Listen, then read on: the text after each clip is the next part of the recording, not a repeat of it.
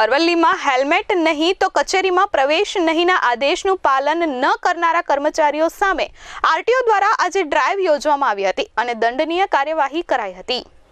અરવલ્લી જિલ્લામાં રાષ્ટ્રીય માર્ગ સલામતી માસની ઉજવણી નિમિત્તે એઆરઓ અધિકારીની ટીમ દ્વારા અરવલ્લી જિલ્લા સેવા સદનના મુખ્ય ગેટ ખાતે હેલ્મેટ અને સીટ બેલ્ટની ડ્રાઈવ યોજવામાં આવી હતી, જેમાં ટુ વ્હીલર વાહન ચાલકોએ હેલ્મેટ વગર અને કારમાં સીટ બેલ્ટ પહેર્યા વગર કચેરીમાં પ્રવેશ કરતા વાહન ચાલક કર્મચારીઓ સામે દંડનીય કામગીરી હાથ ધરવામાં આવી હતી।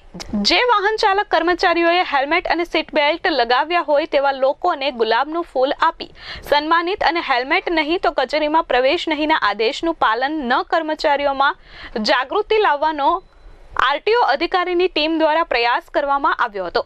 આગામી દિવસોમાં લોક જાગૃત અને ટ્રાફિક નિયમોનું પાલન કરવા ડ્રાઈવ યોજવામાં આવશે। BB Rawat, RTO inspector Modasa.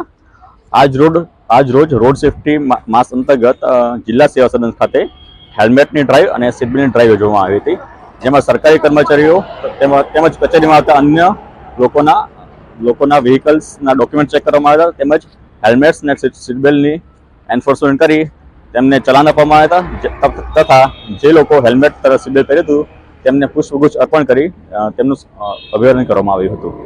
Sir, હાઈકોર્ટે પણ એક સર્ક્યુલર બહાર પાડ્યું છે, એમાં આપવામાં આવ્યું છે કે હેલ્મેટ નહીં તો કચેરીમાં પ્રવેશ નહીં, પરંતુ કર્મચારીઓમાં આ પ્રત્યે જાગૃતિ આવી નથી। આ બાબતે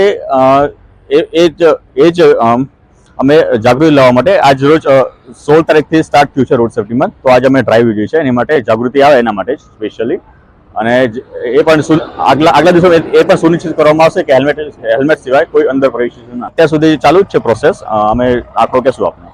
bureau report S24 news Aravalli.